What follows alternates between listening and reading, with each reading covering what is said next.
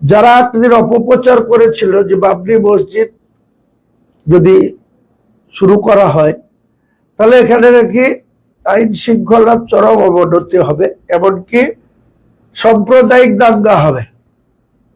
আমি সেই সমস্ত রাজ্যের প্রশাসন এবং কেন্দ্রের অমিত শাহকে বলতে চাই যে আপনি 6ই ডিসেম্বর ভারতবর্ষের স্বরাষ্ট্রমন্ত্রী ছিলেন, এখনো আছেন, আর সেদিন বাংলার মুখ্যমন্ত্রী ছিলেন। তার মুখ্য সচিব, তার ডিজিপি, তার মুখ্য পুলিশের সচিব সবাই ছিলেন।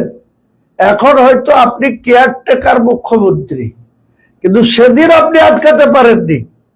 আমি অমিত শাহকে চ্যালেঞ্জ করছি, আমি হুমায়ুন কবির একটা ট্রাস্ট গঠন করে সেই ট্রাস্টের মাধ্যমে মুসলিম সম্প্রদায়ের মানুষের কাছে যে অর্থ আহ্বান করেছিলাম, যেভাবে মানুষ অর্থ সাহায্য করেছে, নগদ অর্থের পরিমাণ 8 কোটি সামথিং, আর মেটেরিয়ালস আছে যেখানে ইট কয়েক লক্ষ, পাথর, সেন্ট মানে বালি, রড, অর্থাৎ কিছু সামগ্রী যেভাবে দান পড়েছে সেখানেই রয়েছে, সেটা কেউ সেল করেনি। সিমেন্ট অনেককে দোকানে দেওয়া আছে, যখন আমাদের যেমন লাগবে দোকানে যাদের যাদের হার্ডওয়ার্কস এর ব্যবসা করে, যারা সিমেন্টের ব্যবসা করে তাদেরকে দেওয়া ছিল একটাই কারণে, সিমেন্ট যদি পড়ে থাকে তাহলে সেই সিমেন্ট জমে যায়, কাজের অযোগ্য হয়ে যায়। বাকি ইট, পাথর, বালি, অন্যান্য সামগ্রী যে যা দিয়েছে সেখানে আছে।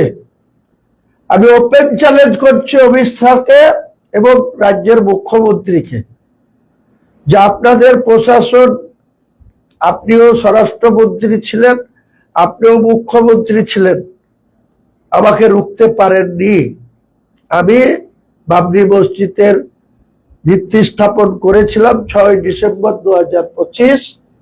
স্টিল নাও বাবরি মসজিদের কাজ চলছে। ভারতের এমন কোন শক্তি নেই যেটা অযোধ্যায় করে দেখিয়েছিল 1992 সালের 6ই ডিসেম্বর। আমি আজকে হুমায়ুন কবির চ্যালেঞ্জ করছি, অমিত শাহকে চ্যালেঞ্জ করছি, তার দোসর এই আরএসএস মার্কা মুখ্যমন্ত্রী মমতা ব্যানার্জিকে, অভিষেককে।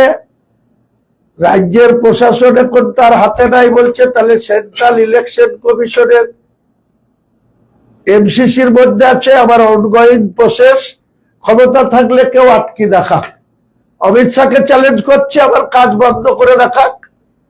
রাজ্য সরকারকেও চ্যালেঞ্জ করছে আবার মিস্ত্রিরা যে কাজ করছে সেটা ভোটের পরে কেন, এখনই করে দেখাক।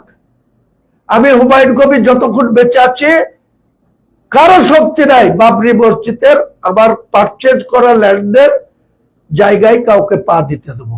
আমার জীবন চলে গেলেও সে অমিত শাহ লোক হলেও তার মোকাবেলা করব। মমতা ব্যানার্জি চিটিংবাজ মুখ্যমন্ত্রী, কেয়ারটেকার মুখ্যমন্ত্রী, তার প্রশাসন, আর আমি যদি কোনো এমসিসি ভায়োলেশন করে ইলেকশন কমিশন আমার বিরুদ্ধে ব্যবস্থা